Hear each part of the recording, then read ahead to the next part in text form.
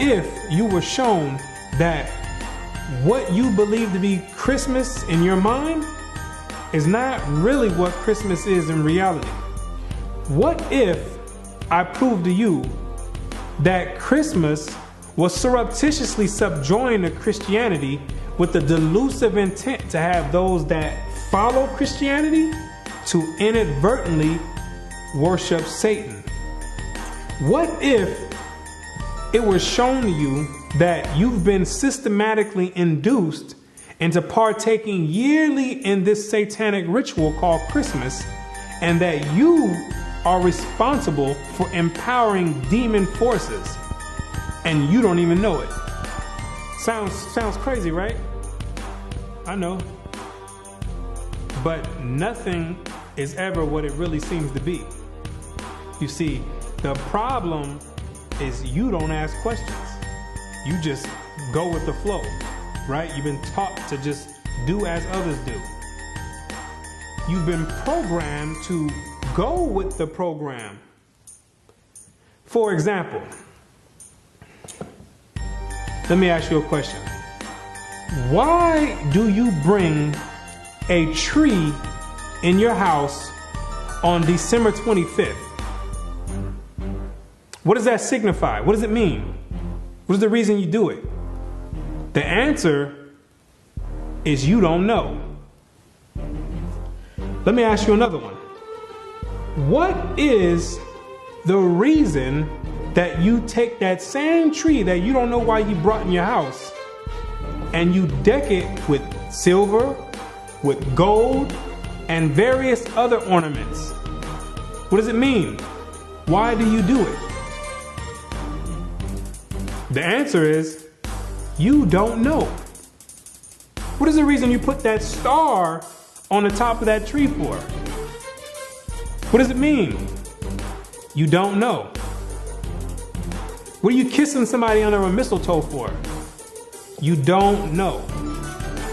So now, with that being said, what you need to do is sit down and lend me your ear for a few minutes so you can understand why you do these things.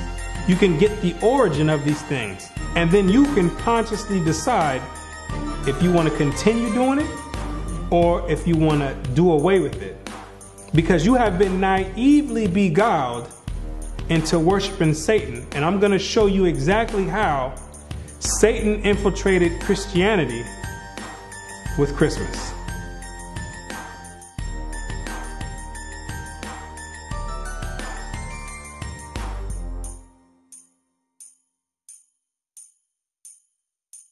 The festivals of Rome are innumerable, but 5 of the most important may be singled out for elucidation, viz. Christmas Day, Lady Day, Easter, the Nativity of St. John, and the Feast of Assumption. Each and all of these can be proved to be Babylonian. And first, as to the festival in honor of the birth of Christ, or Christmas, how comes it that the festival was connected with the 25th of December? There is not a word in the scripture about the precise day of his birth or the time of year when he was born. What is recorded there implies that at what time soever his birth took place, it could not have been on the 25th of December. December 25th stems all the way back to the beginning of civilization in ancient Babylon. During the winter solstice, according to mythology, that's the day when the sun began to regain its dominion and begin to conquer the night. Because during the winter solstice, that's the period when the night is at its longest extent throughout the whole year, and the day shone for the shortest amount of time throughout the whole year. So in a sense, there's this type of mythological battle going on between the sun and night.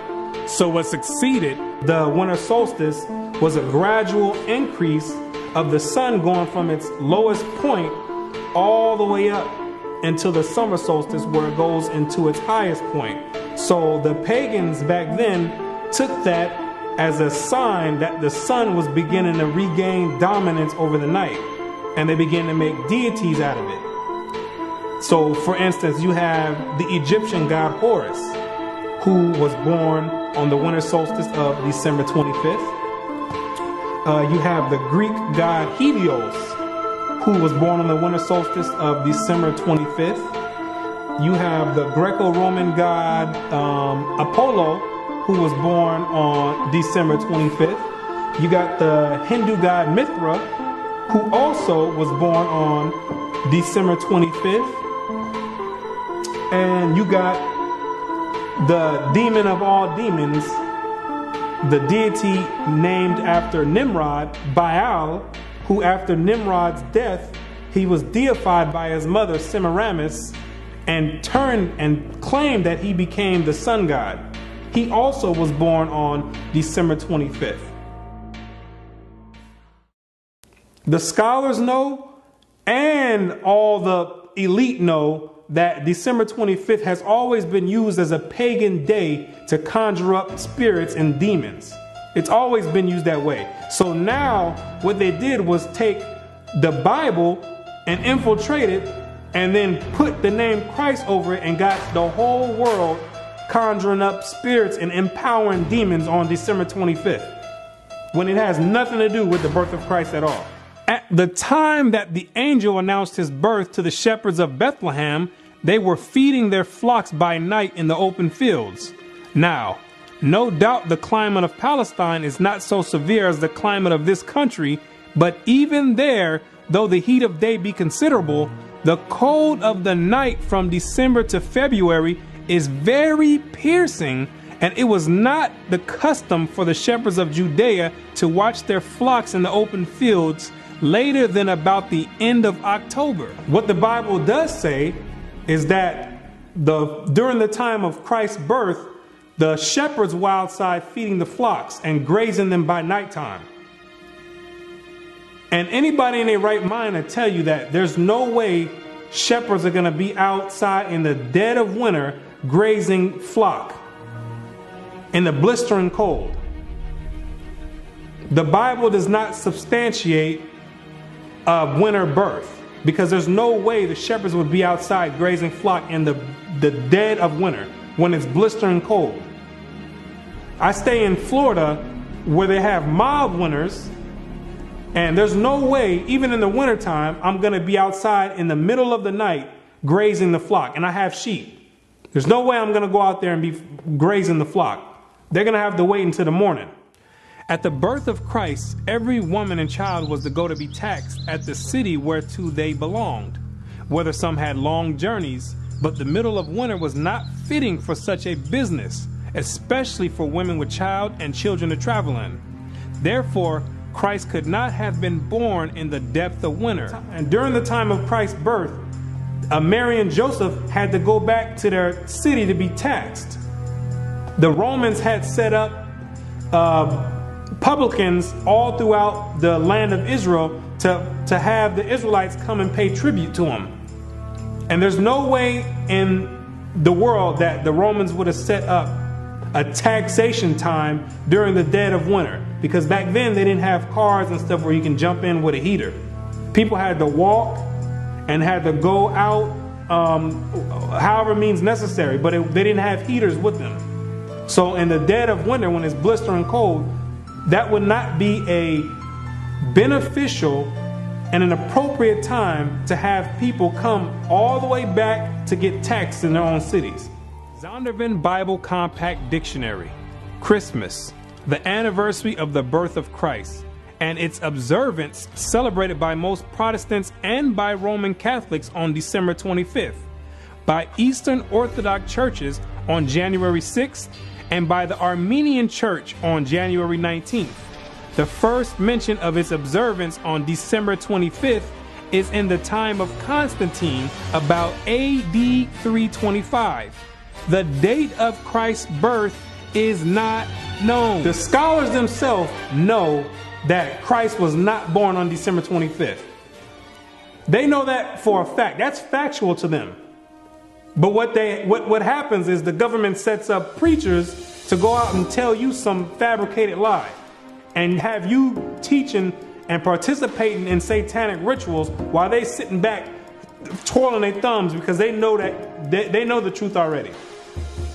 And while you over there conjuring up demons, they sitting back laughing, enjoying it, and getting power.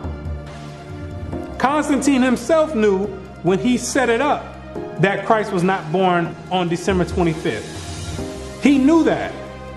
He knew that it was a pagan ritual that was passed down from the Babylonians to the Egyptians, to the Greeks, all the way down to the Romans. And that all he was going to do was compile it together and have all the Christians thinking that they worshiping Christ, when he knew good and well that it had nothing to do with the birth of Christ. The governmental system today knows that it has nothing to do with Christ, but they're not going to say anything. They write it in the books, but they're not going to say anything because you are conjuring up spirits and giving power to the demonic forces that rule the earth. How then did the Roman Church fix on December the 25th as Christmas Day? Why, thus, long before the 4th century and long before the Christian era itself, a festival was celebrated among the heathen at that precise time of the year in honor of the birth of the son of the Babylonian Queen of Heaven. During the time of the Romans, they had a celebration during the same time of the year in December called the Saturnalia, where they would walk around and give each other gifts, sing songs, and have a bunch of orgies, a freak fest. It started out with 2 days, from December 17th to December 19th. Then it was extended to a week. So the Romans of antiquity were already celebrating Christmas before they knew anything about a Christ. The difference is they were celebrating and worshiping the Babylonian god Nimrod, reincarnated as Tammuz. They changed the name to Saturn. It's the same god, deified as the sun god. And they was paying homage and worshiping him at that time, before they had heard anything about a Christ. And if you know anything about history, Rome is the one who branched off and gave everyone their religion. Rome, that's where your Christian church comes from. That's where your Catholicism comes from. The Protestants, the Baptists, all those stem from pagan Rome. And that's where you get your Christmas from. They were celebrating Christmas before they heard anything about a Christ. They was already celebrating Christmas. And it may fairly be presumed that in order to conciliate the heathen and to swell the number of the nominal adherents of Christianity, the same festival was adopted by the Roman Church, giving it only the name of Christ. This tendency on the part of Christians to meet paganism halfway was very early developed. During the time of the Roman Emperor Constantine, Christianity had already been hijacked already. So Constantine had a diabolic plan to gain converts and to have all people come together under Christianity. But a lot of the pagans of Rome didn't want to come under the guidelines of Christianity at that time. So Constantine devised a plan and said, you know what? Don't worry about it. You like that Saturnalia? You don't have to give that up. We're going to incorporate that together with Christianity, and we're going to call it Christmas. So therefore, we can have the best of both worlds. We can have you still worshiping the god of Saturn, but all we'll do is we're going to put the face of Christ over it. And when the pagans heard that, they're like, well, we're on board then. If we can still continue to do Saturnalia, then we have no problem joining forces with the Christians. Because Saturnalia was the way that Christmas is celebrated today. That's how large of a scale Saturnalia was. It was the most prominent festival of the Romans back then. And we find Tertullian, even in his day, about the year 230, bitterly lamenting the inconsistency of the disciples of Christ in this respect, and contrasting it with the strict fidelity of the pagans to their own superstitions. By us, says he, who are strangers to the Sabbaths and new moons and festivals once acceptable to God, the Saturnalia, the Feast of January, the Brumalia, and matronalia are now frequented. Gifts are carried to and fro. New Year's Day presents are made with din, and sports and banquets are celebrated with uproar. Oh, how much more faithful are the heathen to their religion, who take special care to adopt no solemnity from the Christians. Upright men strive to stem the tide, but in spite of all their efforts, the apostasies went on till the church, with the exception of a small remnant, was submerged under pagan superstition.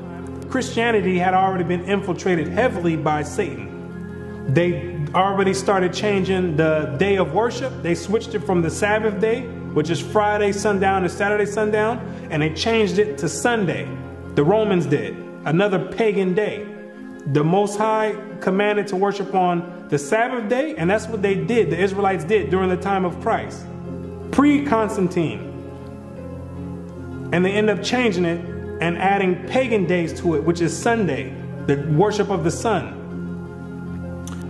They had already started switching up the doctrines, and there was a few good men that were actually left that upheld the actual true doctrine of Christ in its true essence. And after a while, so much paganistic rituals and customs flooded in Christianity that the men who actually upheld the original doctrine, they ended up getting flooded out because the pagans already overflowed the Christian church. That Christmas was originally a pagan festival is beyond all doubt. The time of year and the ceremonies with which it is still celebrated prove its origin. In Egypt, the son of Isis, the Egyptian title for the Queen of Heaven, was born at this very same time, about the time of the winter solstice. The very name by which Christmas is popularly known among ourselves, Yule Day, proves at once its pagan and Babylonian origin.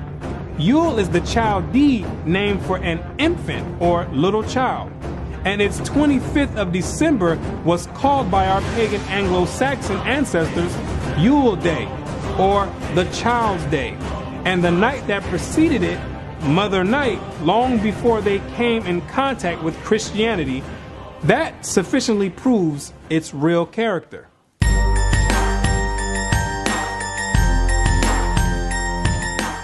The candles in some parts of England lighted on Christmas Eve and used so long as the festive season lasts were equally lighted by the pagans on the eve of the festival of the Babylonian god, to do honor to him, for it was one of the distinguishing particularities of his worship to have lighted wax candles on his altar.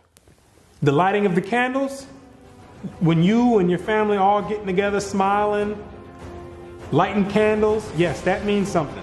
It's an ancient Babylonian custom, commemorating and worshiping the birth of Nimrod, Satan himself. See, people think these customs just popped up out of thin air when they've been around all the way since the beginning of time. And they have overflowed and found their way and crawled their way down into modern day society today. It's the same customs, just being repeated and another name masked over it. Back then, it was Babylon. Today, it's masked with Christ. It's the same exact custom. Same ritual, same custom, same worship. Same exact God.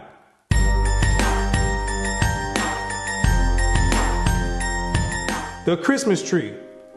Another paganistic custom and ritual that stems all the way back to ancient Babylon. It's the same exact God that worked his way all the way through and made his way all the way up to Christianity.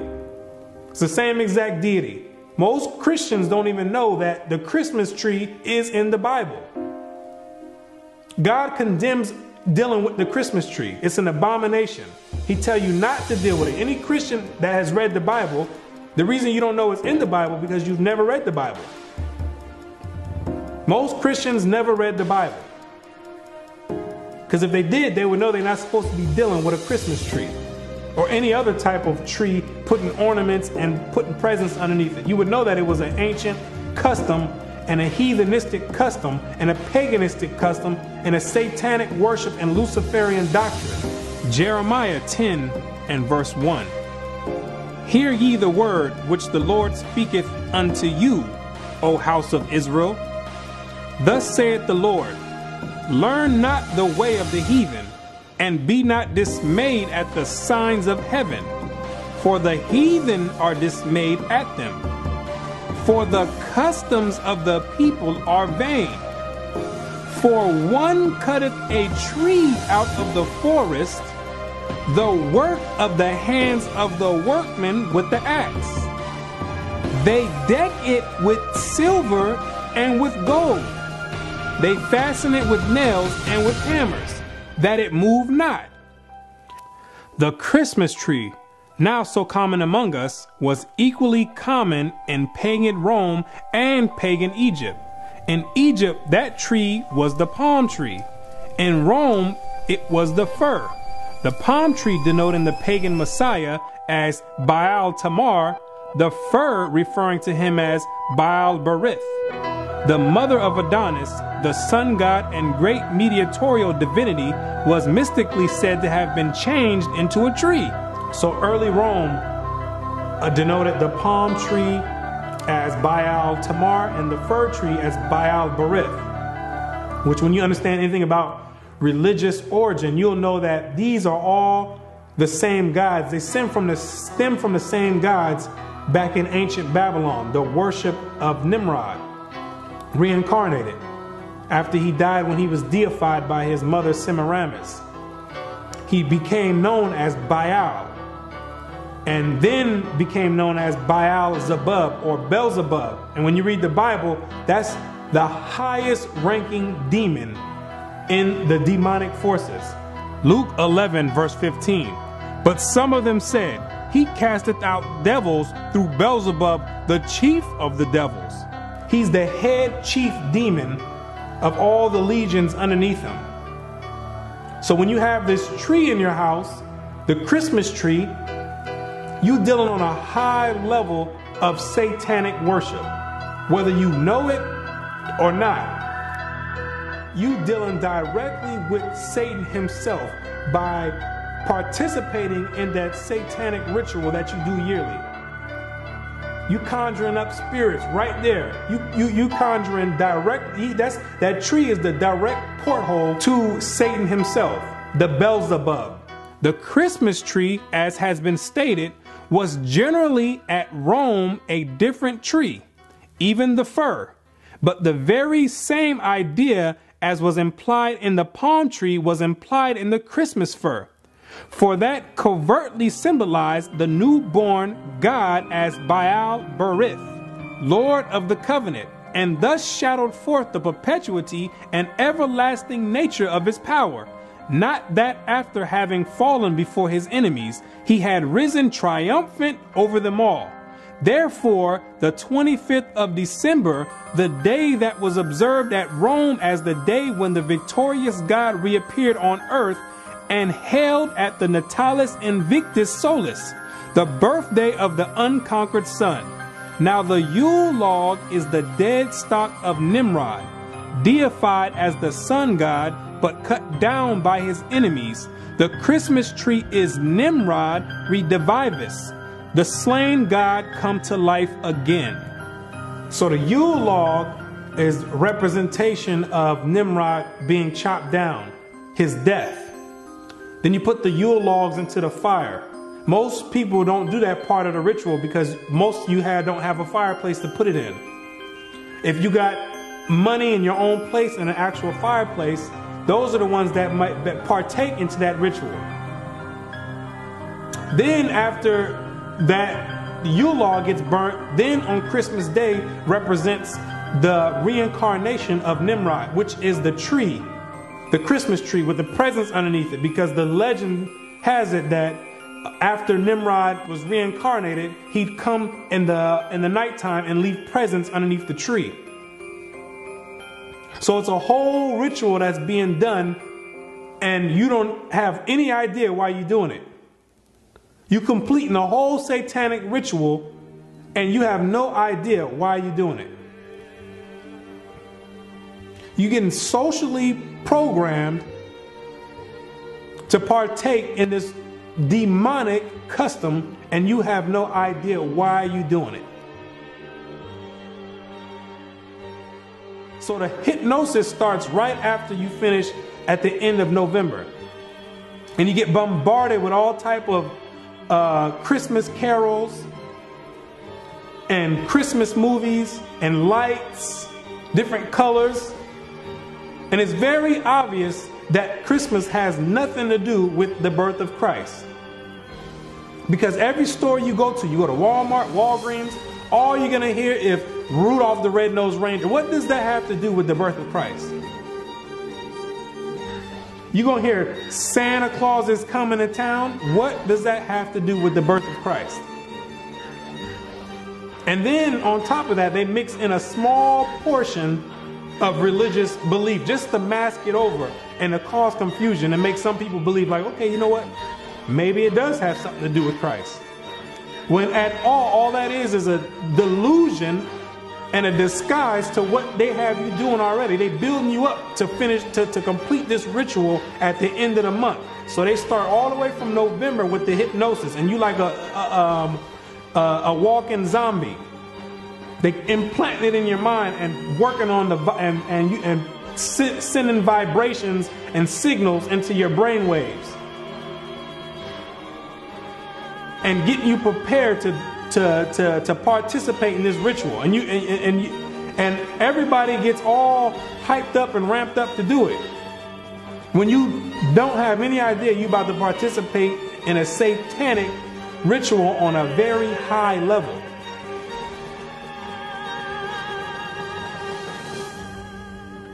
And Christians talking about they're going to put the Christ back in Christmas. How you going to put the Christ back in Christmas when Christ was never in Christmas? That's another delusion. Have people thinking that they're doing something right. Trying to have people rationalize in their mind for the reason that they're about to go do this ritual. Well, maybe I could just say it's the worship of Christ. No, it's not the worship of Christ. It has nothing to do with Christ, and it's self-evident. When you look on the TV, you're going to see Santa Claus. You're going to see Rudolph the Red-Nosed Reindeer. You're going to see a snowman. What does any of that have to do with Christ? Like it was mentioned before, Constantine mixed paganism in with Christianity.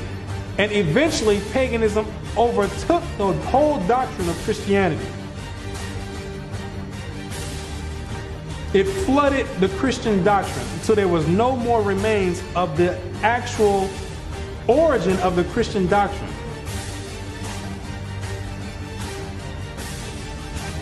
That's essentially what happened. And now you left doing satanic worship. That's how clever Satan is. He done slithered his way all the way into Christianity, and nobody would ever take the time to look and say, you know what, let me find you. Everybody looking for Satan somewhere else. Maybe Satan over here. When Satan got his home base and headquarters right in Christianity. He got everybody deceived. Revelations 12 verse 9. And the great dragon was cast out, that old serpent called the devil and Satan, which deceiveth the whole world. When he operating right there in Christianity, no holds barred. He got you celebrating. He got you celebrating Christmas, Thanksgiving, Easter, Valentine's Day, all Babylonian customs, satanic worship, rituals on a high demonic level. Now, and with that said, most people are still going to go and participate in that ritual. With everything being said, and they're going to try to rationalize it in their mind and make an excuse and try to say, oh, well, I'm doing it because of the family. No, you're not doing it. You're doing it is because they've been tampering with the brain waves, and they make it to where you think that you have to do this ceremony, or people going to look at you crazy. They start softening you up with Christmas carols. Everybody start acting funny around the Christmas time. All of a sudden, everybody's in this giving mood. and nice and want to give hugs and kisses. Why? Because they socially and they're psychologically programming you to act that way. And to give. They preparing you slowly to get ready to partake in this ritual that you will do at the end of the month. December 25th, faithfully, you're going to go, you're going to sit down with your whole family and open up presents, and you're going to be doing it in the name of Satan, disguised as Christmas or the worship and the birth of Christ, when it has nothing to do with that at all. Everybody getting all nice and friendly for the holiday season. What about the rest of the months? Why nobody's friendly then? Because Christmas is on a high demonic level. And the elite know that, and they got you partaking. Like I said, most people are still going to go do it, and that's fine. If you want to go and celebrate Christmas and worship Satan directly on a high level, I have no problem with that. That's your prerogative. I don't have a problem with it. But the Most High God, He has a problem with it. Because you can live it up all you want, have as much fun, crack open as many gifts as you want, decorate as many trees, put as many stars on the top of the trees, kiss as many people under the mistletoe all you want. You can do that for your whole life. That don't got nothing to do with me. But once you enter into the grave and your spirit goes back to the Most High, you got to stand and face Him yourself. And I can tell you right now, you don't want to face Him and you've been celebrating and worshiping Satan. Hebrews 10 verse 31. It is a fearful thing to fall into the hands of the living God, because you're going to have to answer for it. You're going to have to sit there and answer for it. Every action and every deed that you've done, you're going to have to answer for it. I'm not going to have to answer for it. I got to answer for myself. 2 Corinthians 5 verse 10. For we must all appear before the judgment seat of Christ, that everyone may receive the things done in his body according that he have done, whether it be good or bad. So with that being said, if you're going to continue worshiping and celebrating Christmas, so be it. But to those that have an ear, let them hear. And you'll come out of that. And you won't be a partaker of the loophole in the system. And you'll come out of the matrix. So, with that being said, now you know exactly what the origin of Christmas is and these rituals that you're participating in. And you know exactly how Satan infiltrated Christianity with Christmas.